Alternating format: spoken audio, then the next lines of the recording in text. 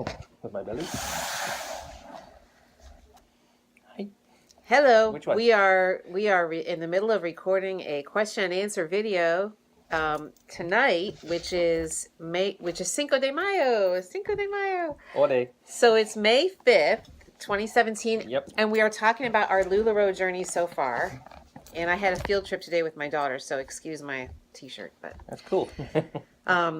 we're gonna cool, wait. but it's cool. We're starting a little bit late, so we're waiting for some people to join. But first, I wanted to share with you guys just some of our experiences that we've had so far, and it's been about 8 months. So this is kind of a so far video of how we've done.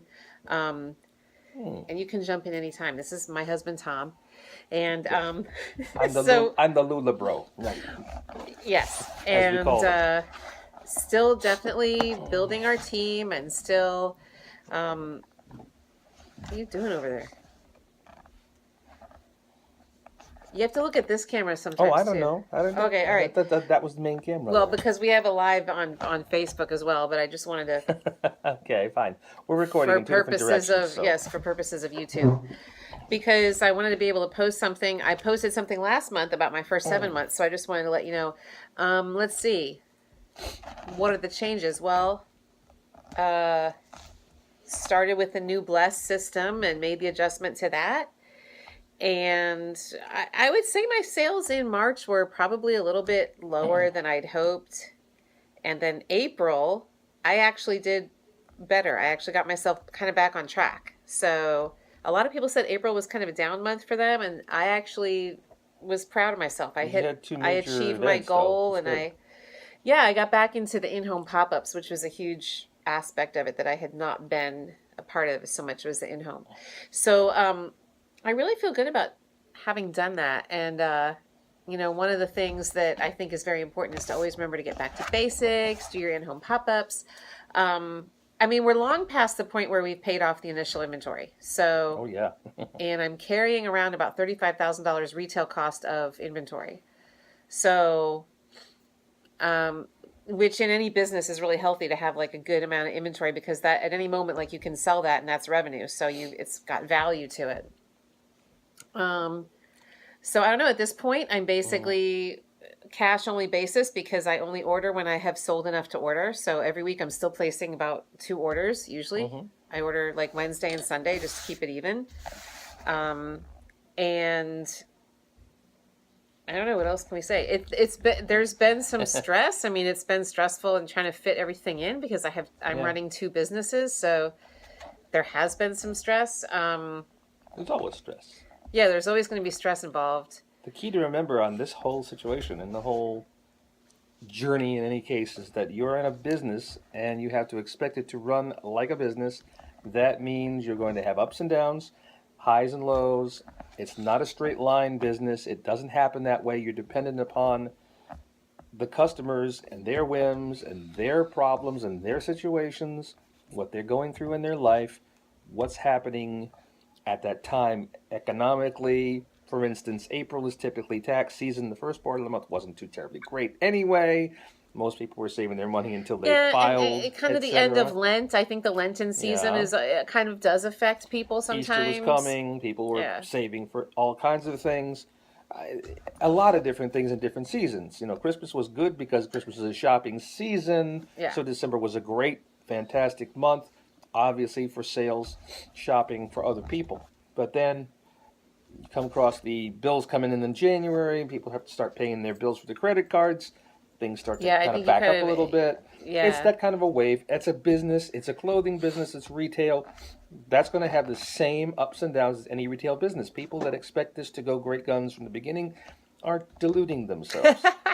Okay. I mean, I think you sort of get a honeymoon period, because when you first onboard, people are excited because you have this new inventory and they want to come shopping. And I think that it does last for a couple months. And so you can experience this, uptick, and then, don't get discouraged when you hit a wall, because you expected yourself to kind of surf on the wave that you created in the beginning, because you can't necessarily do that. Like any other business, it just takes work, and it just takes consistent work. And it's not like I don't think you get to sit back and rest. Like I've built a counseling practice, but it's been 4 years.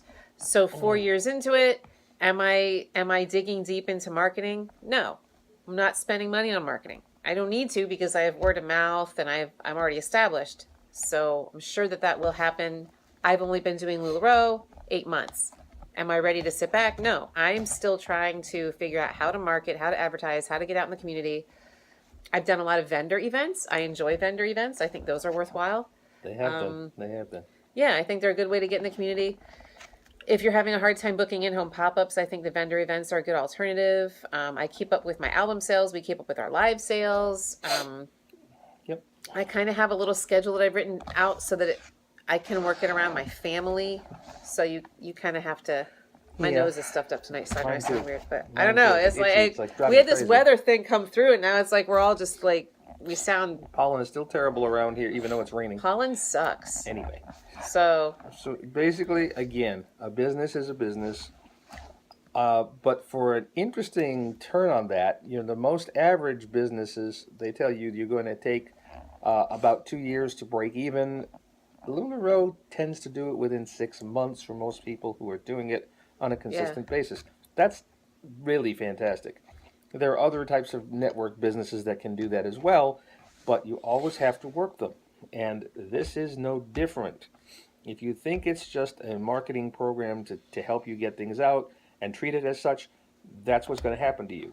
If you treat it as a regular business, like you own a store or you own a company that you have to always keep your finger on the pulse and so on and so forth, keep yourself aware of your inventory, keep yourself aware of your customers, then you're going to treat it properly and you will see a gradual increase of business with some spurts up and down, like I said, but it's going to be treated and it's going to be responding to you and your efforts as a great business, and the consistency will show. So, yeah, and I think a lot of people who, when we say something like the clothes sell themselves, they kind of do, but getting them in front of the consumer is the difficult part. So you can't just think, oh, I have all these clothes and I'm sitting here in my boutique and yeah, not yet. So I'm sitting here in my boutique and people are just going to come buy the clothes. Well, your job is still to get the clothes in front of the people. Then they do once people try things on, but you have to sort of encourage that. So I never told anybody that it was easy, and it is hard. It's hard work, but I'm not doing this to put like $200 a month in my pocket. There's no way I would work this hard for that. So it's more like just taking last month's figures, because I guess the April sales totals haven't been totally updated yet. So I was around $7,000, but what I invested in my business was $3,500 approximately. So my profit was at least $3,500, if not, because like I said, the totals aren't done yet. yeah. About $4,000. So I got to put $4,000 worth of income in my family's pocket from doing LuLaRoe, and I still consider it kind of part-time. Only because I am running a counseling practice like Second 20 hours a full-time job. week. Yeah. Okay, this is a second full-time job. It because is, at times but it takes that much. I do wish that I wish that I could. If I didn't own the practice, I would probably have quit by now. And a lot of the girls on my team have been able to quit their full-time jobs by now. Some of the girls in my upline, their husbands have been able to quit as the primary wage earner. And these ladies are now supporting their family on this. So, but I wanted to wrap up the YouTube video, and I'm going to go on to my. We have our guests have joined us for our live. Hi, Eliza, for our live question and answer on Facebook. So I just wanted to wrap up with YouTube and say, if you guys want to contact me, my contact information is in my profile, and I will add that to the bottom of this video. And I'm still team building. I'm here in the Atlanta area, but I have a team in Florida as well. So please let me know if you're interested. Yes. We would love to have you. And we're looking for other areas as well because we'd love to expand. Yes, and we do not have a problem traveling. I always travel to where in my the Chattanooga area little or Tennessee babies are. would be an awesome place to go because we've Yeah. been there before, and it's not that hard for us to go to bring our inventory up there and help you with pop-ups and arrange everything. It's not a Yes. problem. So that's a great opportunity. Sometimes Alabama would be a great location because it's close by. Anyway, we'd even like something farther away, like New England. Would be good Rhode Island. because we're from that area. So Okay, I thank am. you for joining us, and let me know if you have any questions.